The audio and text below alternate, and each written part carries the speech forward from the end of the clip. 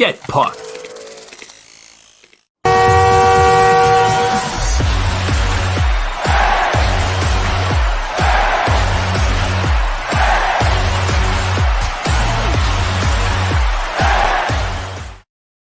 Hello, everyone, and welcome to the Get Pucked podcast. A little special intro there for you put together by Vito. Hope your ears are still intact after that, if it wasn't too loud. But, breaking news. Yesterday anyways, Cole Caufield extension finally comes in. It gets the 8-year tag on it, which, we'll talk about in a second. The average is 7.85 a year, something else that we're going to talk about in a moment.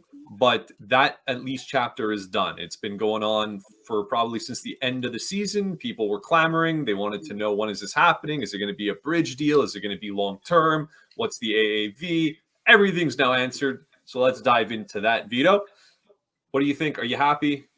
Why would you not be happy? But is this the right deal? Does it make sense mathematically for the rest of the team, for the overall cap structure? Is that what he's worth? Did he take a deal? Tell me your thoughts. Absolutely. So a few episodes ago, actually quite a few episodes ago, I had mentioned that Cole Caufield was going to get a 7-8 year deal. It was in the interest of the Montreal Canadiens to sign him that long, and I figured they wouldn't pay him more than Nick Suzuki. You and Dave, on the other hand, thought, hey, cap's going up. Chances are he's going to get $8.5, maybe even $9 million a year. I said, there's no way they're going to do that, even with the cap going up. And you know what, Kent Hughes? Maybe he listened, maybe he didn't. I don't think so. But, if he did, maybe that was what influenced him. That being said, okay. I'm pretty stoked about the contract. I think it's a great deal. I think it comes just a little under what Nick Suzuki's cap hit is. This is the dynamic duo of the future for the Montreal Canadiens. They're putting all their eggs in that basket now. We can officially say we're moving on from the Carey Price era and relying on that. And now we've got players that can play, can score goals, and goals come at a premium in the NHL. Cole Caufield tends to score a bunch of them. What do you say? Hold on a second. Speaking of scoring goals, then, what do you say about people that are saying that they're now the Habs overpaid because they're paying for things that haven't quite happened yet? He was on the right trajectory to score over 40 goals in this season. He hasn't hit that plateau. In fact, I don't think he's hit a 30-goal plateau. So you have some people out there from a certain fan base in particular, but that's beside the point. I think it's valid. What do you say to that? It sounds to me like you're pretty comfortable with what he got, so you're cool with it, and you think this is obviously going to look to be like a steal of a deal in a couple of years' time, but what do you say? I'm saying that what I'll say is that, okay, that fan base that you're referring to, it's the Toronto Maple Leafs fan base, right? And to be fair to them, I think a lot of people are just trolling them right now and throwing up the stats and whatnot. And at the same time, I think when you look at a player who had one of the highest goals per 60 in the NHL before his injury, you gotta look at that and say he's only 21, 22 years of age, and he's already producing at that level. Martin St. Louis did wonders for him. He was definitely slumping with Dominic Ducharme, and he said it in his interview is that one of the reasons he signed long term is because Martin St. Louis there, and they believe in what he's trying to instill on that team and try the coaching methodologies that he's putting forward with these players. So I'm just saying that there was a lot of players in the last few years that got signed $7+ million because of what they're going to do and not what they have done. Some players that come to mind, Boldy is one of them. Jack Hughes, when he got his contract, I'm not comparing Jack Hughes to Cole Caufield or vice versa. No, but I'm just saying, yeah. These are players that got significant deals and significant contracts. McKinnon. Because, McKinnon at the time, that's too far back though. But yes, for what they were going to do, right? They got those contracts based on what they were going to do, and we believe that Cole Caufield, while he still has time to round out his game and improve defensively, he was signed and extended offensively, and it's for also the off ice things. You see what he does to the room. He's a happy guy. He brings no trouble to the room. Everybody talks about him. Tyler Toffoli's still talking about him while playing for another team. So it's not just the on ice; it's off ice, and there's nothing surrounding this kid that would suggest that he's a negative impact to the Montreal Canadiens. Well, I don't think anybody's going to attack the character of him. I think realistically, when people look at the deal, they're talking about a smaller player. They're talking about a player that hasn't done. You're paying him the big dollars now, but he hasn't officially done what he's being paid for yet. You're talking about a player that has already gotten injured and has had a shoulder surgery. These are factors, and I'm with it. I understand people talking about this. I understand. I mean, I'm happy. Let me get that voiced out right away. I think this is a great deal. I think if I were to put the two camps against each other, the Kent Hughes camp and the Cole Caufield camp, and who got the better of whom in this, I think in the long run, we're going to look back on this and we're going to say Kent Hughes masterclass. That's how I think of it. I think ultimately Caufield probably wanted to have less term. I think if I were in his camp, I would have gone for less term. I would have taken a little bit less money, but I would have banked on myself. I think that's something he would have probably been playing, and perhaps why this contract extension took so long to come together since the end of the season. But Kent Hughes, by all accounts, is a credible negotiator. He's probably selling the fostering of this new culture that's here, the work on development, the bringing in the young crew. Dangling Martin St. Louis is a great piece of bait for sure. I think it's odd that somebody would choose to sign here because of a coach. Long term, that is. Well, I can see some. Some. It's Nick Suzuki. It's a combination. The team is trending in the right direction. They're building something. They're literally investing in two players and saying, "You guys are our future," along with the other pieces that we'll be adding along the way. So it's not just to say the coach, but the coach is a big factor. What do you think? He would have signed an extension or a long term 7-8 year deal if Dominic Ducharme was still the coach? My answer to that is no. Well, Right? no, but hold on a I think. second. But he wouldn't have been offered what he was offered because under Ducharme, he wasn't doing what he did before he got injured, right? Last year, it was one of the main bright spots of the entire season. His kind of goal production and will he be the first one to hit 40 and forever? Then he went down, and of course, this was all under Martin St. Louis, and so that's a factor. I'm simply saying here's a quick question for you: is Martin St. Louis the coach of the Canadiens at the end of Cole Caufield's contract? I can't look. I don't have that crystal ball. I can't look that far ahead in the future. But odds would be that he's not. Well, that's just because when a team starts to slump, who's the first person that goes? That's what I'm saying. I'm not saying I don't want Martin St. Louis. We would love to see him here in 8 years because that would be a testament to how well the team is playing. Like John Cooper's long tenure over in Tampa Bay. But I mean, the odds are that a coach will not be with the same team for an 8 straight year period of time. So anyways, I'm not trying to harp on the fact of like what he said. I mean, what was he going to say in his press conference, right? I mean, yes, I want to be here. This is a great city. I love everything. I love the team. Me and Nick, we're best buds. Martin St. Louis, he's fantastic. I mean, these are obvious things that he's going to say. They're obvious things he's going to say, and he said them. But if it wasn't true, he wouldn't have signed an 8-year, $62.5 million contract. He believes in that. So right, or he could have signed an offer sheet with another team if you really hated his environment. No. First off, no one offer sheeted him to begin with, so we could never know that. And two, at the end of the day, somebody came up to a 22-year-old kid and said, "We're going to give you over $60 million." You know what I mean? Like let's not put aside the fact that this is an astronomical amount of money for people. $60 million. Could he have made a tiny bit more somewhere? I mean, who knows? But who cares? I'm not going to be like, "Oh, he did such a great service for us." It's not a tiny bit more. If the rumors are true, and what some people speculated, including yourself, it was quite a bit more when we were saying numbers like $9 million for Cole Caufield. Now that would have been an overpay at this stage of his career, but everyone's freaking out, especially in Habs land, that hey, they signed them under 8. Let me ask you another question, because the money does lead to what I'm about to say, because I think it's interesting. It was reported, right, that during the negotiations and when they were talking, that they would not let him get more than Nick Suzuki. Like Nick Right. Suzuki had to make more. Now, I find that as a very strange aspect of things. I mean, just because he's your captain and stuff, they do two very different things. And like you say, goals come at a premium. And he's a pure goal scorer. So I don't know. I don't think anybody would have freaked out if he made a little bit more than Nick Suzuki, if it would have been 8-5 or whatever. But my point is this: it's been so well sort of documented at this point that that was a major part of the negotiation. Like we're not going to pay you more than Nick. How does that look for the other players on the team, and how would that look for free agents coming in? If like is that the bar? That's the highest they're going to go now. What about PLD?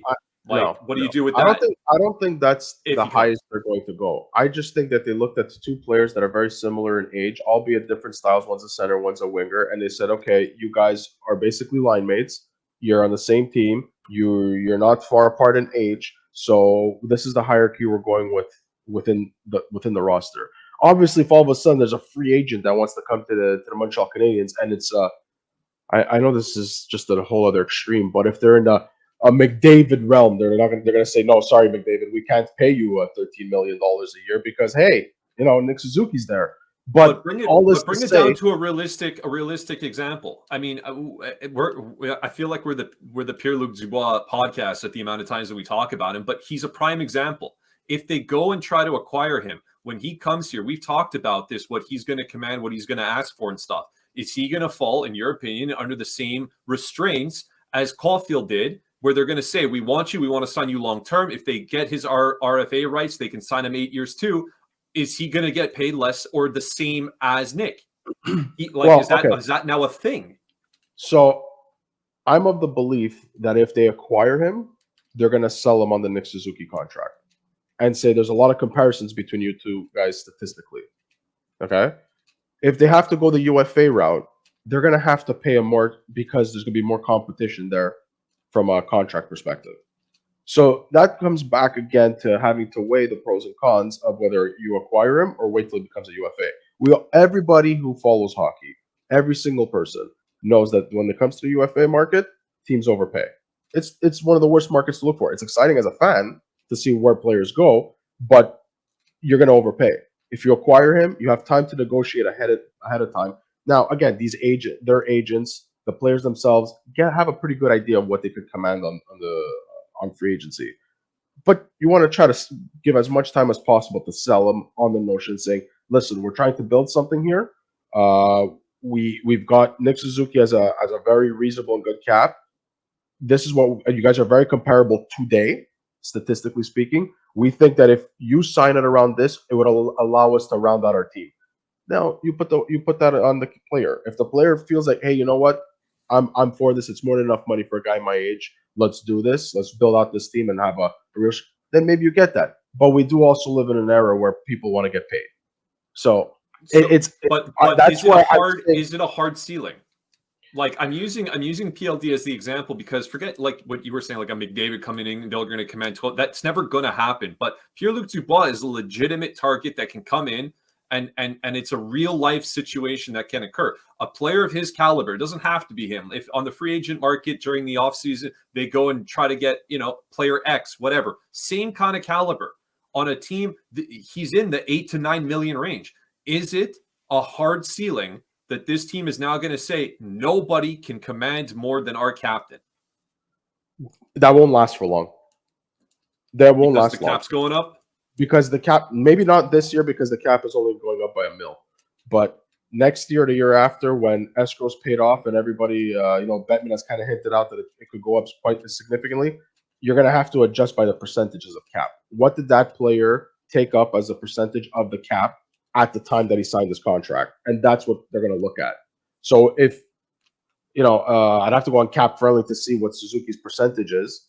But I think it's 9 point something. So it would be 9 point something at the UFA point. If you wait till till PLD becomes a UFA. What's his face? What's his face? Yeah, we talk about him so often. Then and Montreal is really interested and really wants to. Then they're gonna have to look and say whatever that percentage is. And by that point, yeah, he will be earning more than Nick Suzuki, but will it be enough? Today, if you yeah. acquire him, you say, okay, we're acquiring you. We got to sign you now because you're an RFA at the moment, right? This is what we want to give you. Will this work? Let's make it work. And these are the reasons why we're saying that this is what's going to happen. And Kent Hughes will have to put on his agent cap, his former agent cap, and try to sell him on it. The way that he sold Caufield. A big takeaway I saw the other day, again, somebody, and I wish that I remember who it was so I can give credit to them, but somebody posted that Kent Hughes is looking to design the Habs like Boston did in terms of the players and how they're paid percentage wise of the total cap. So it showed and listed players like Krejci, Marchand, Bergeron, Chara, I think McAvoy also at that point, and they were all like mid 8% all the way down to like mid 6%, and it was spread versus front loading for players like in Toronto, and how that hasn't really materialized into a lot of success. And the percentages I'm giving you is based on the Boston team that did win the cup in 2011. So if that's the case, he's already starting. It's like 9 and change for Nick. It's probably looking like 8 and a bit for Caufield. You have obviously a really good deal with Kirby Dach right now, which will likely, if he continues his trajectory, is going to go up right? too. I was going to mention that at some point. Kirby Dach, right? Assuming he stays on the team till the end of his contract, and if he continues to produce and he continues this upward trajectory, then what do you do with him when that time comes? Are you going to say, "Hey, no, sorry, you can't be paid more than Nick Suzuki. You can't be paid more than." I'll be honest with you. I don't think he's ever going to get paid more than Nick Suzuki. I like Kirby Dach a lot, and I hope they sign him long term. But I don't see that number starting with a 7. And I think recent events or lack of success from the Toronto Maple Leafs will show that when you start paying certain players too much money, and you struggle to round out the rest of your team, it means you're not going to be a successful team. Go look at the last Stanley Cup winners. They've had balanced teams. Now, granted, Tampa Bay, everyone could argue Tampa Bay, they won, they played the cap, they got certain Vegas liberties when it comes to taxes and stuff like that. Look at Vegas, who's now leading 2-0 in this series, and their team is way over cap and stuff. So right, so but even before that, go look at the Pittsburgh Penguins when they won the Stanley Cup. Go look at the Washington Capitals. Go look at St. Louis. Look at that team.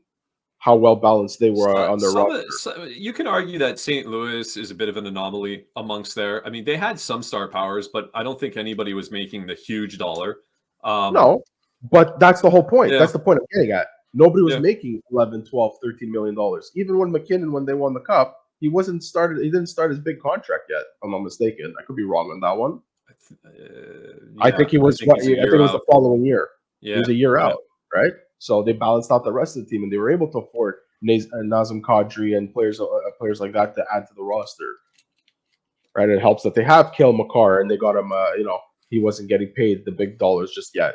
Well, I mean, that success. It's hard to have, and this is another point that I kind of think about sometimes. Like a lot of these teams that go on these long runs and they get very successful, is they have a veteran core that's on good salaries, good contracts, but are still very good players. And then they get either lucky or through a trade or whatever, through the draft, they get like superstar talents that come in.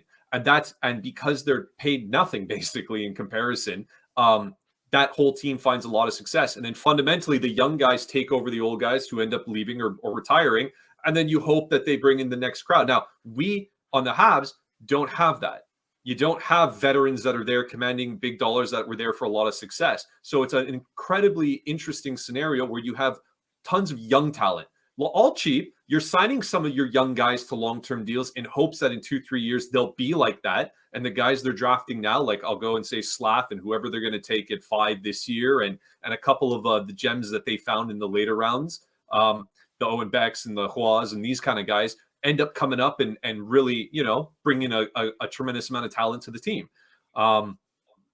It's kind of interesting where that's going to play out. I think the only missing ingredient to that is really who are they going to attract in the free agency that can come in and maybe expedite the process by bringing veteran presence and doing that sort of task that exists on these other championship teams.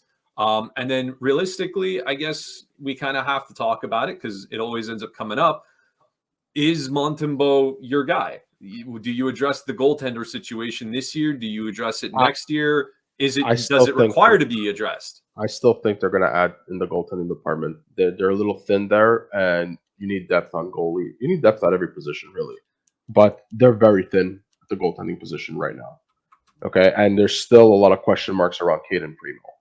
So it depends. It'll depend where Kent Hughes and Jeff Gordon see this team from a competing standpoint this after this offseason or during this offseason, and where they want them to be next year. But I would think that they're going to address the goaltending. You want to call it an issue, or the goaltending depth at this point, and see. I don't think they're going to want to go into it with just Monty and Allen right now. I just don't see it. Yeah, I think that's fair. And to circle back quickly on the contracts, I think that some people, those that are saying that Cole Caufield's contract and Nick Suzuki's contracts are rich, these contracts have the potential to be in a couple of years. Call them a discount. Okay, they have the potential to be very good contracts. And I, with the cap going up, today's 7.85 is tomorrow's 9 million. That's the way I see it. In 2-3 years from now, if you were negotiating with them in 2-3 years from now with the cap going up, Suzuki's contract would have been a $9 million contract. Caufield's contract would have been a $9 million contract, and they would have been taking up that kind of percentage on the cap. And you'd be looking at they're getting paid 9 mil, 9.2, 9.3. People might call me crazy, but you have to look at that in 2 years from now when the cap goes up 2, 3, maybe 4 million. It's all percentages, right? It's all percentages of the cap. I know a lot of people don't look at it that way, but fundamentally, that's what it's going to be. And I think to your point, what you're making there is 100% true. And that's why it was so important to get deals done now and to not bridge it. And I'm happy that he signed long term. I have a lot of faith in Cole Caufield, and I think he's going to be an excellent player, and a tremendous goal scorer. Probably one of the best goal scorers that this team has seen in decades. So I think it's fantastic, and more importantly, it's done. Now it's. I think there's 2 guys left that they need to potentially sign in Harvey Pinard and Ylonen. Yeah. And then it's all draft, baby. It's all draft. It's all about, trades, trying to unload some of the bigger contracts that are on the team, the dead weight there, and make something happen. And it's going to be, we're 20-something days away. It's super exciting time. I did want to ask you quickly, though, just before we end here, talking about the Stanley Cup that's still going on. The miracle run that was the Florida Panthers. I feel like they've done this simply out of spite to give the Habs the worst first-round pick that they could, and then just completely fumble it in the finals. But no, jokes aside, obviously, it looks like they ran out of gas. I don't know what it is. They do not look like the same team that were in the past 3 rounds for sure. Vegas is on another level. They are just full domination mode at this point. And how would it just make you feel if Vegas, who's only been a team for 5 years or whatever it is now, 6 years, 2 Stanley Cup finals, and 2 Stanley Cup finals, and they're likely on the path of winning this one? How does that make you feel? I've actually spoken to some friends and family recently about this, and I find it ridiculous. You almost have to feel like it's kind of like set up that way, right? Like an expansion team comes in, brought in a lot of money to the NHL, and in 6 years they've had more success than some teams in the NHL that have been around for decades, right? But it's at the same time you can say it's good for hockey. Vegas has proven, the city and the fan base have proven that they're there to support their team. It's a sports town. They're a sports town. They're loud. Yep. If they were to win the Stanley Cup, man, the strip is already very busy to begin with. That parade that they're gonna have is gonna be wild. So I don't know. It's crazy to say, hey, an expansion team like that, who's been around for only 6 years, has had the success that they've had already. It's just crazy to even think of it. But at the same time, it's very good for the sport, and it happens to be a very loud market that has that gets a lot of attention to begin with, and other sports and fans and people who are not very close to hockey are noticing it now. So for the sport, it's good. As a hockey fan, it's bullcrap. Okay. All right. I'm in the same boat. I guess you convinced me on the overall sell for hockey. But yeah, I'm not thrilled. I mean, look at I guess at the Seattle, end of right? the day, Seattle's fresh too, and they made the playoffs already. there's something more likable about Seattle, I find, than Vegas. I don't know what it is, but I don't know. Something like Seattle making their push there was kind of cool. I kind of sat in the boat and said, while Florida, we were all cheering for them to lose as fast as possible to get the best first round pick from them. Now that they've already busted out of the water, why not let the Cats go all But the you know way what? and get it? I don't hate Vegas. I really don't. In fact, I like Vegas. I like the market. I like the franchise. I like what they're doing. I like the entertainment value to it. What I don't like is people now starting to say, "Hey, the Bell Center and Vegas, they're about equal." That People can say whatever the hell they want to say. people have I mean, clearly forgotten what it's like to be in a Stanley Cup Game 7 at the Bell Center in Montreal, in and out of the arena. yeah, well, no kidding. It's been long enough. That's for sure. But I would say, and close with this and say that Vegas needs to manufacture an environment and a spectacle there to make it this big, giant, loud production with sword fighting and dragons and all But kinds it of doesn't stuff. matter. You know Whatever you what? have You know what Montreal needs? You know what Montreal needs to get everybody off their feet? They need a hockey game. And you're going to get equivalent atmosphere at the baseline to what's going on over there in a Stanley Cup final. That's what I'm saying. I'll leave it at that. That's all I'm saying. I think you're hating a little bit, but it's okay. Well, too bad for them. Thank you, everybody, for tuning in. We're keeping it short and sweet for this one, comparatively to our regular ones. If you haven't liked, subscribe, please consider doing so. That would be super great, and we would appreciate it. And drop a comment what you think about the Caufield extension. Are you happy? Are you sad? Do you think it was too much, too long, not long enough? Couldn't be any longer, so I don't know who that would be. And yeah, we'd love to hear what you have to think about that. So for Vito and Matt, this was Get Pucked.